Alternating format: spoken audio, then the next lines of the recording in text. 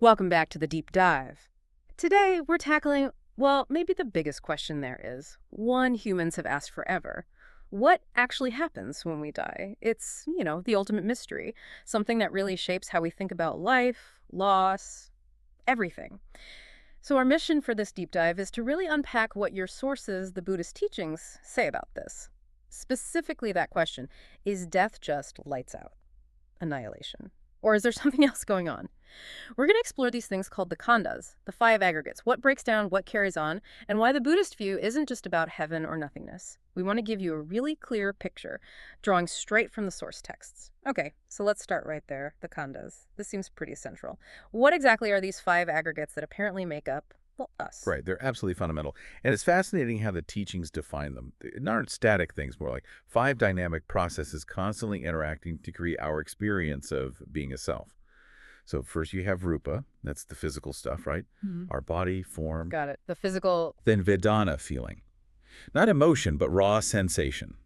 Pleasant, unpleasant, neutral, like warmth or an itch, or just nothing much. Okay, sensations. Third is sana, perception.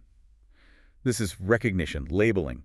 Seeing red, knowing it's red. Hearing a sound, recognizing it as a bell. It gives meaning to the raw data from Vedana. Making sense of things. Fourth, sankhara.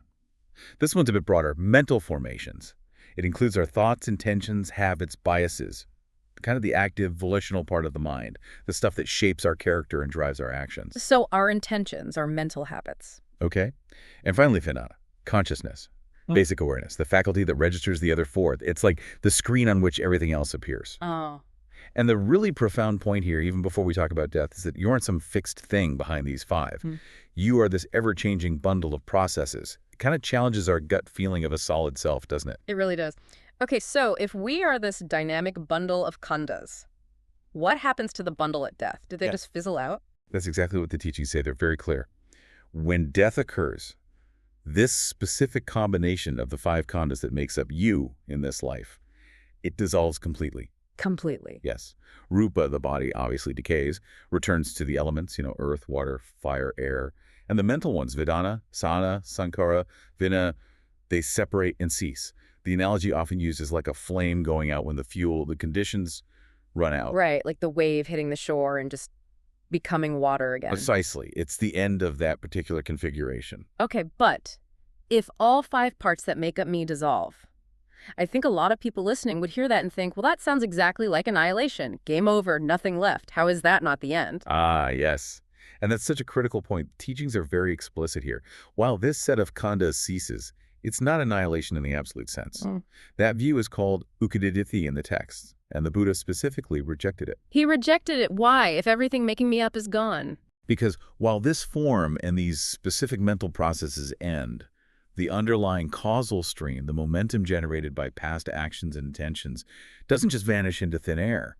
There's something that acts as a seed or a catalyst for what comes next. It's not the end of the process, just the end of this chapter. A seed. Okay, this feels like the core of it. If the U.S. we know dissolves, but it's not annihilation, what is this seed? What actually carries forward if it's not my body, my feelings, my memories, my consciousness as I experience it now? It feels like there's nothing left to carry forward. Exactly. You've pinpointed the crux of it. It's definitely not a transfer of the whole package. Not the same person, same memories, same body, showing up somewhere else. The texts use a great analogy, lighting a new candle from an old one. Ah, okay. I think I've heard that one. The flame on the second candle isn't identical to the first flame, is it? It's a new flame. But the first flame was the necessary condition for the second one to arise. Without the first, no second. Right. It caused it, but isn't it? Exactly. So the old khandhas don't pack their bags and move. But the energy, the causal force they generated, conditions the arising of a new set of khandhas. That candle analogy really helps. It shifts it from like moving house to more like a ripple effect. Okay, so what makes up this seed then? What's the actual stuff in that causal force? The teachings point to three main drivers, three key factors that act as this karmic potential. First, sankhara, but specifically in the sense of karma, our volitional actions, the intentions behind them. These create energetic imprints, you could say. Okay, so actions and intentions, karma. Second, tanha. This is deep-seated craving or thirst, the wanting, the desire for things to be different, the longing for existence, for pleasure, to avoid pain. It's a powerful fuel. The constant wanting, yeah. And third, upadana. This is clinging or attachment, grasping onto things, ideas, experiences, and crucially, grasping onto the idea of a permanent self. These three, karma, Tana, and Upadana, are like the potent energy packet. They propel the process forward, causing a new consciousness, a new vina, to arise, which then gathers around it a new set of the five khandhas, starting a new life. It's a continuous becoming, driven by these forces. Got it. Karma, craving, clinging, those are the engines driving the process forward. So Oh. this connects to another common question. If sana memory and recognition dissolves with the rest, how do we explain stories of people remembering past lives? Sometimes these accounts seem quite detailed. Right, that's a common point of confusion. The explanation isn't that the entire sauna aggregate gets, copied and pasted into the new life. That specific faculty dissolves. Instead, these apparent memories are often understood as manifestations of very strong karma imprinted on the ongoing stream of consciousness, the vina. Think of it less as a specific memory file being accessed and more like a very powerful echo or resonance from a past action or intense experience resurfacing. So like a strong emotional imprint rather than a factual recall. Often, yes. Or maybe strong inclinations, talents, phobias that don't seem to have a cause in this life. Also, intense upadana, that clinging we mentioned to a particular person, place, or unfinished business, can create strong links that might manifest as vague feelings or fragmented images in the next existence. Okay, that makes sense for those more anecdotal cases. But what about figures like the Buddha himself, who the texts say could recall thousands, even millions of past lives in vivid detail? That sounds like more than just an echo or an imprint. Is that the same thing? No. That's a really important distinction to make. What the Buddha and other highly realized beings are said to attain is called Pubbinivasa. This translates roughly as the knowledge of remembering former abodes or past lives. Nana, meaning knowledge or insight. Exactly. It's not remembering like we usually think of it, accessing sana. It's a specific type of higher knowledge, a direct seeing that arises through profound meditation and mental purification. With this jnana, they don't just recall bits of sana. They directly perceive the entire causal chain, how past khandhas arose, persisted due to specific karma and conditions, and then ceased, leading to the next set.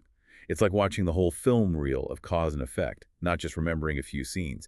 It's a direct insight into the workings of karma and rebirth itself. Wow, okay, so that's a whole different faculty achieved through spiritual development, not just regular memory carrying over. Precisely. It's considered one of the signs of enlightenment, this ability to directly see the flow of lives. So, bringing this together, it often feels like philosophies fall into two camps. Either there's an eternal soul that goes on forever, or it's just nothingness after death. Where did the Buddha actually stand on this? Did he lean one way or the other, or truly carve out something different? He very consciously carved out something different. He explicitly rejected both of those extremes. He called them Sasatadithi eternalism, the view of a permanent, unchanging soul, and Ukidadithi annihilationism, the view that everything just stops, poof, at death, with no consequences. Why reject both? They seem like the main options. Well, he saw eternalism as leading to attachment, clinging to a self that doesn't actually exist in that fixed way, causing suffering. And he saw annihilationism as leading to nihilism and moral irresponsibility. If nothing matters, why bother being ethical? So instead, he taught the middle way. Life and death are part of a continuous, dynamic process. Things are constantly arising and ceasing based on conditions. There's continuity of process and consequence, but no unchanging thing that continues. It avoids both pitfalls. A middle way. Okay. And how did he explain how this continuous process works without a soul hopping along? What's the mechanism? The core teaching here is Parikasamuppada, usually translated as dependent origination or conditioned arising. It's a detailed map of how things come to be. Dependent origination. In the context of rebirth, it explains how ignorance of vidya, specifically ignorance of the way things really are, the Four Noble Truths and craving, tanha, act as the fundamental conditions. These conditions fuel sankhara, those karmic formations, the intentional actions, and those sankhara, that karmic energy, then conditions the arising of a new vina, a new flicker of consciousness at the start of a new life. The vina then gathers the other khandhas, and the whole cycle of birth, suffering, and death starts again. So it's like a chain reaction driven by ignorance and craving. Exactly. As long as ignorance and craving are there, the chain reaction continues, life after life. Yeah. It's not a soul moving, it's the causal process unfolding. And the ultimate goal then in Buddhism is parinibbana. This is the final passing away of an enlightened being, an arhat. Because they've completely uprooted ignorance and craving, there's no more fuel. The seed, the karma, Tana, Upadana is gone. So no new khandhas arise. The cycle stops. That's the complete end to suffering. Right. Breaking the chain of dependent origination, it's intricate, but it holds together logically. Still, it's a lot to grasp, especially coming from cultures often grounded in eternal souls or pure materialism. For someone listening, what makes this view compelling? What's the basis for, well, believing in rebirth beyond just taking it on faith? That's a fair question. And Buddhism generally encourages investigation, not blind faith. There are a few lines of reasoning offered. First, there's the law of karma itself. If there were total annihilation, how do we account for the vast, seemingly inexplicable differences in people's life circumstances right from birth?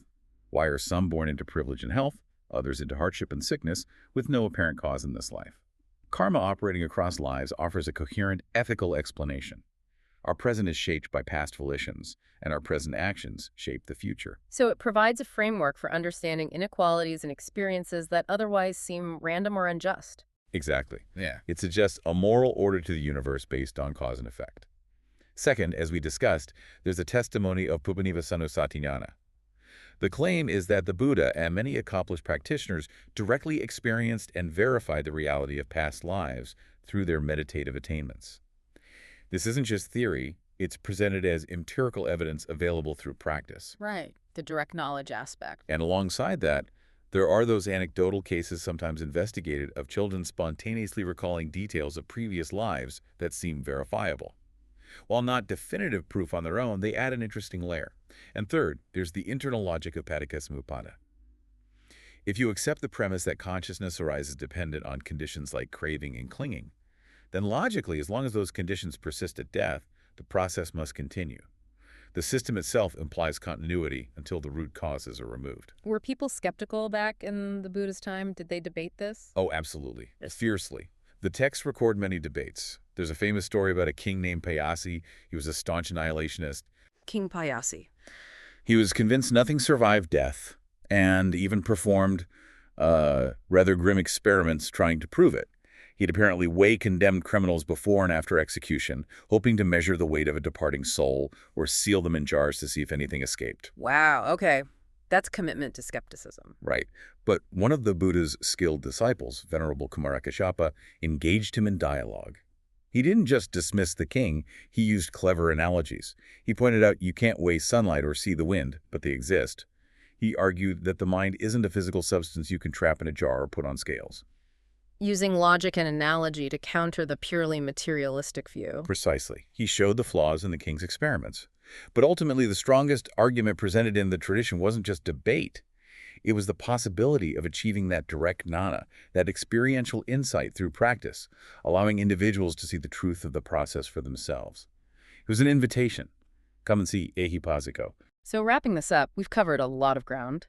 We've seen how, from a Buddhist perspective, death means this specific set of khandhas, body, feeling, perception, mental formations, consciousness dissolves. Right. This particular configuration ends.